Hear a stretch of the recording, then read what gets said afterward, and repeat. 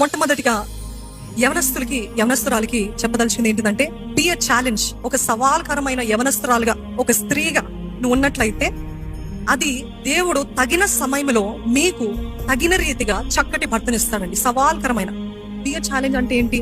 చాలా మంది ఎవరైనా వచ్చి నేను ప్రేమిస్తున్నాను అంటే, ఎవరైనా వచ్చి ఎవరు పడితే వాళ్ళు, ఆఫీస్ లో ఎవరో, ఇంటి చుట్టుపక్కల ఎవరో వచ్చి నేను ప్రేమిస్తున్నాను అంటే చాలు గుండె జారిపోతుందంట. ఏంటండి అట్లా ఉన్నారా? చాలా మంది యవనస్తురాలు అంటే, నన్నుగాక ప్రేమించాడు, నన్ను నేనే ప్రేమించలేకపోతున్నాను, ఎవరో నన్ను ప్రేమిస్తున్నారు కాబట్టి నా హృదయం అంతా ఆయన కోసమే. అట్లా అంత ఈజీగా మీ హృదయాన్ని ఇచ్చేసేవారు ఉంటే ఏ పురుషుడు కూడా మిమ్మల్ని గౌరవించరని చెప్తున్నాను వినండి. No man will respect. Men want challenges. Do you agree? సవాల్కరమైన అంటే అంత ఈజీగా మీరు దొరుకుతున్నారంటే ఇంతేనా? ఈ ఒక్క మాట చెప్తే అయిపోయిందా? ఈ ఒక్క పువ్వు ఇస్తే పడిపోయిందా? ఈ 3 నెలలు తన వెనకాల పడితే పడిపోయిందా? ఇంత ఈజీగా వచ్చేసిందా? అయితే అంత ఈజీగా పోగొట్టుకుంటారు, జాగ్రత్త.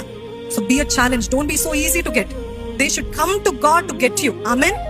వాళ్ళకి ఎలాగా మీరు దొరకాలి అని అంటే, దేవుని సన్నిధికి వచ్చి, ఓహో తను భయభక్తులు కలిగిన స్త్రీ కాబట్టి నేను దేవుని వెతికితే దేవుడు తగిన భార్యని నాకు ఇస్తాడు అని ఆ రీతిగా రావాలి. కానీ ఎవరో వచ్చి మీకు చెప్పినంత మాత్రాన మీరు అంత ఈజీగా పడిపోతున్నట్లయితే అంత ఈజీగా కూలిపోతుంది కూడా ఆ సంబంధమో ఆ వివాహమో ఏంటో మరి.